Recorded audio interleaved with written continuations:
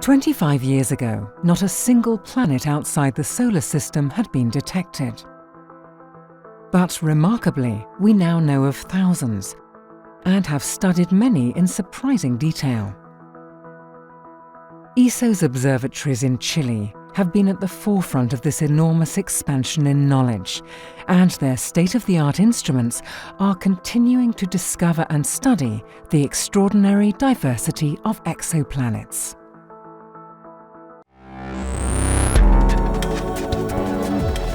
This is the ESOcast, cutting-edge science and life behind the scenes at ESO, the European Southern Observatory.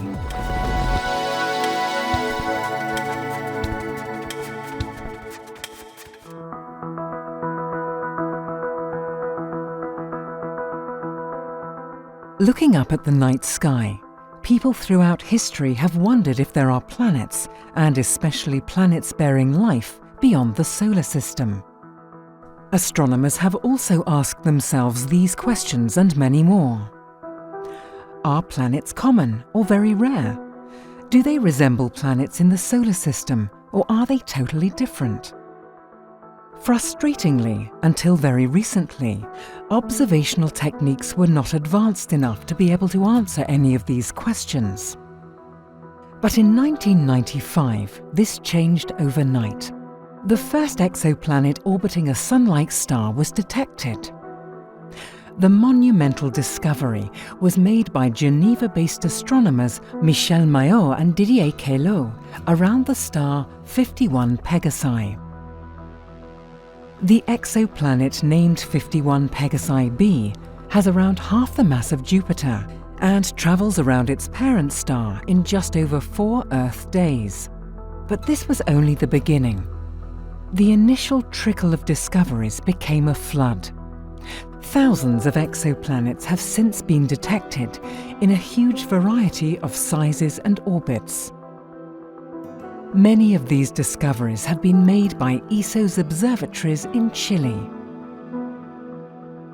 But the hunt for exoplanets is a challenging one.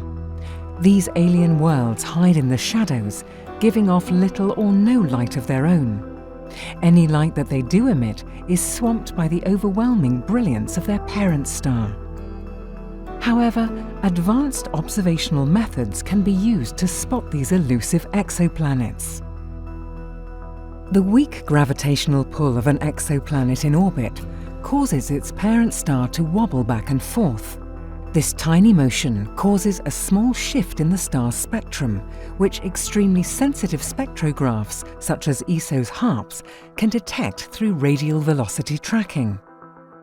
HARPS, installed on the ESO 3.6-meter telescope at the La Silla Observatory, is the world's foremost exoplanet hunter. It's the most successful finder of low-mass exoplanets to date. In 2010, the instrument discovered the richest planetary system yet. The system, located over 120 light-years away around the Sun-like star HD 10180, contains at least 5 exoplanets. There is also tantalizing evidence that 2 more planets may be present in this system, one of which would have the lowest mass ever found. Planetary transits can also be utilized by astronomers to indirectly detect distant worlds.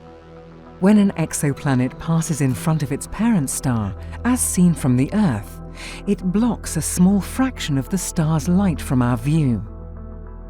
This creates a dip in the brightness of the star, which can be measured. In addition to determining the size of an exoplanet, planetary transits can reveal the composition of an exoplanet's atmosphere. The atmosphere around a super-Earth exoplanet was analysed for the first time by astronomers using the Very Large Telescope. The planet, which is known as GJ 1214b, was studied as it passed in front of its parent star, and starlight passed through the planet's atmosphere.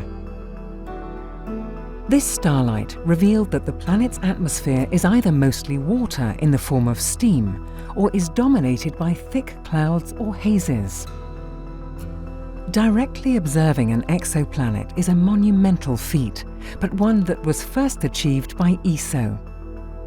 The Very Large Telescope obtained the first ever image of a planet outside the solar system.